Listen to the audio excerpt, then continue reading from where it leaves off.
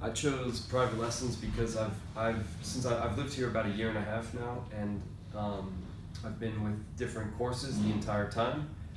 And the courses kept changing depending on my university schedule, and also I was doing Camino Barcelona and classes at my school in Spanish, so there wasn't ever like a continual progression in my Spanish, like meaning that I didn't go chapter by chapter by chapter following the same lesson plan that a book maybe had.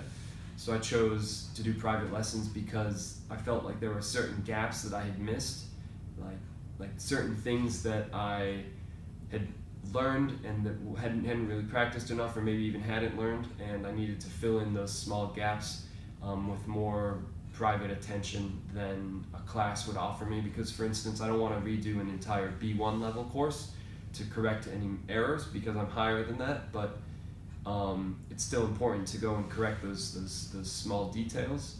So private lessons really allow the teacher to speak with you and to address all those small errors that you're making day to day, and that kind of linger with you as you continue to learn a language. So for me, it's all about that, correcting, kind of polishing up small mistakes that you've made at other levels. Overall, I'm really satisfied with the private lessons that I've taken so far because number one, you get to correct and polish your mistakes that you've been making, but number two, you get to there's some flexibility in choosing who you want to teach from. Maybe you have a favorite teacher, and also the fact is that you get to pick what you find to be the most helpful and then do that sort of thing. So for me, it's really helpful to speak a lot because my levels of writing, reading, and speaking are at different levels, and I want to be able to speak more spontaneously and more rapidly. So I chose to do more speaking than perhaps other people would choose.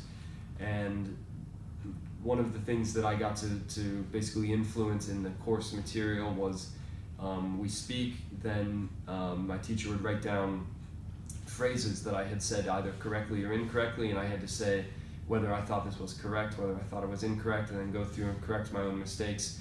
And that's really enlightening because it really points out your own mistakes. It's even stuff that you know how to do, but you don't hear yourself making those mistakes as you're speaking. So it's really helpful to see it all written out and then go through. And I got to pick how that was done and how basically she could help me the most, which is for me one of the huge benefits of private lessons and one of the reasons I like it so much. Private lessons, to anyone that feels like they're missing some practice and things, but maybe the overall courses. Maybe, for instance, maybe you're at a C1 level in Spanish, but there are certain mistakes you're making that are B1 or B2 level, right?